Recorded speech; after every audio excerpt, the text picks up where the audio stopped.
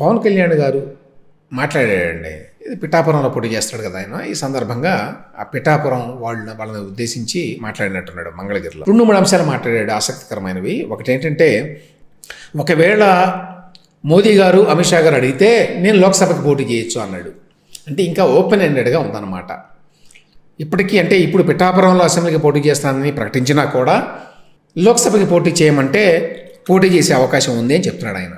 అంటే ఇంకా టైం ఉంది కాబట్టి, నామినేషన్కి చాలా టైం ఉంది కాబట్టి ఈ లోపల మోదీ గారు అమిత్ షా గారు అడగొచ్చు, నన్ను అడిగితే నేను దానికి పోటీ చేస్తాను అని స్పష్టంగా చెప్పాడు. దీనికి సంబంధించి గతంలో వచ్చినటువంటి కొంత సమాచారం ఏంటంటే, ఒకటేమో లోక్సభకి ఈసారి ఎక్కువ మంది ఎంపీలు కావాలి అనేది మోదీ అమిత్ షా గారు ఆలోచిస్తున్నారండి. అందువల్లనే ఈ మొత్తం జరుగుతోంది. టీడీపీతో పొత్తు పెట్టుకోవడం కూడా అందులో భాగం అండి యాక్చువల్గా. లేకపోతే అంతకుముందు అంత ఉత్సాహం చూపించాల వాళ్ళు. ఇప్పుడు ఎందుకు చూపిస్తున్నారంటే 2 విషయాలు. ఒకటి ఏంటంటే, నార్త్లో శాచ్యురేట్ అయిపోయింది బీజేపీకి. నార్త్లో రావాల్సిన సీట్లన్నీ వచ్చేసినాయి లాస్ట్లోనే, 2019లోనే.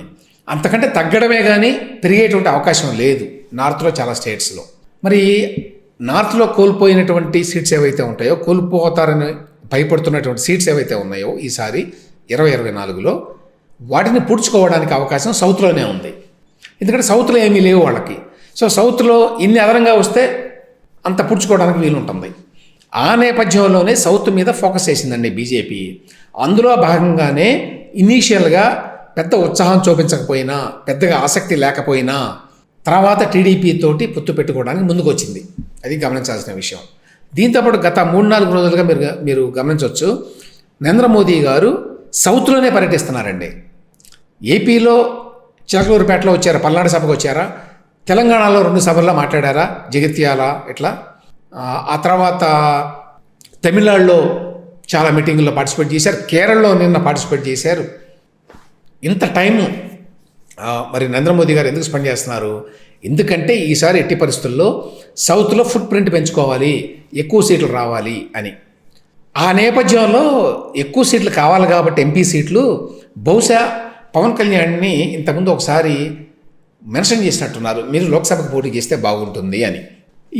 వీళ్ళు ఏమనుకుంటున్నారంటే, జనసేన వాళ్ళు లోక్సభకు పోటీ చేస్తే గెలిస్తే కేంద్రంలో మంత్రి పదవి వచ్చేటువంటి అవకాశం కూడా ఉన్నది అనేటువంటి ఆలోచనలో ఉన్నారండి యాక్చువల్గా. సో అందుకని పవన్ కళ్యాణ్ నేను చెప్పాడు, ఒకవేళ అడిగితే నేను ఈ పిఠాపురం మానుకొని కాకినాడ వెళ్ళి లోక్సభకు పోటీ చేసే అవకాశం ఉంది అనే మాట అన్నాడు. అందుకని అనమాట, అది గమనించాలి.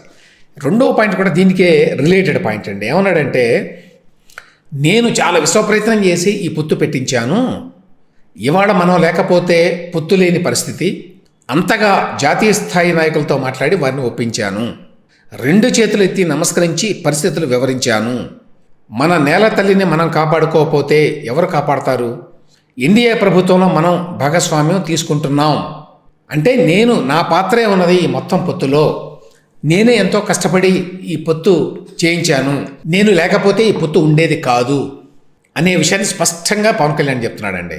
సో ఇక్కడ గమనించాల్సిన విషయం ఏంటంటే, ఇంకొకటి, అందరూ ఏమని మాట్లాడారు గతంలో, చంద్రబాబు నాయుడు గారు తెలుగుదేశం పార్టీ పొత్తు కోసం వెంపర్లాడిని, దానికోసం ఢిల్లీ చుట్టూ తిరిగినాయి, మోదీ చాలా కాళ్ళు పట్టుకున్నాయి అన్నట్టుగా మాట్లాడారు.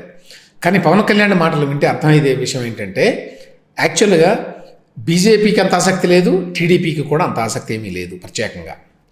ఇది పవన్ కళ్యాణ్ ప్రత్యేకంగా వెళ్ళి ఈసారి పొత్తు ఉంటే మంచిదని చెప్పి అటు బీజేపీని ఇటు తెలుగుదేశం పార్టీని కన్విన్స్ చేసి దగ్గర తీసుకొచ్చానని తానే చెప్తున్నాడు ఒకటి.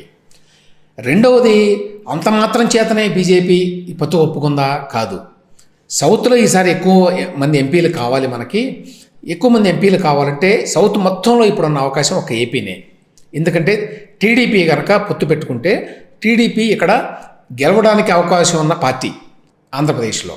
చిన్న పార్టీలతో పొత్తు ఆల్రెడీ జనసేనతో పొత్తు ఉంది, కానీ జనసేనతో పొత్తు పెట్టుకున్నంత మాత్రాన నంబర్ ఆఫ్ ఎంపీ సీట్స్ వస్తాయని గ్యారంటీ లేదు. అదే టీడీపీతో పొత్తు పెట్టుకుంటే వచ్చే అవకాశం ఉందని పెట్టుకున్నారు. ఎందుకంటే తమిళనాడులో అవకాశం లేదు, కేరళలో అవకాశం లేదు, కర్ణాటకలో కొంచెం అవకాశం ఉంది అంతే. ఆ నేపథ్యంలోనే ఇదంతా జరిగింది అనేది మరొక్కసారి ఇక్కడ పవన్ కళ్యాణ్ గారి మాటలు బట్టి మనకి సుస్పష్టమైందండి.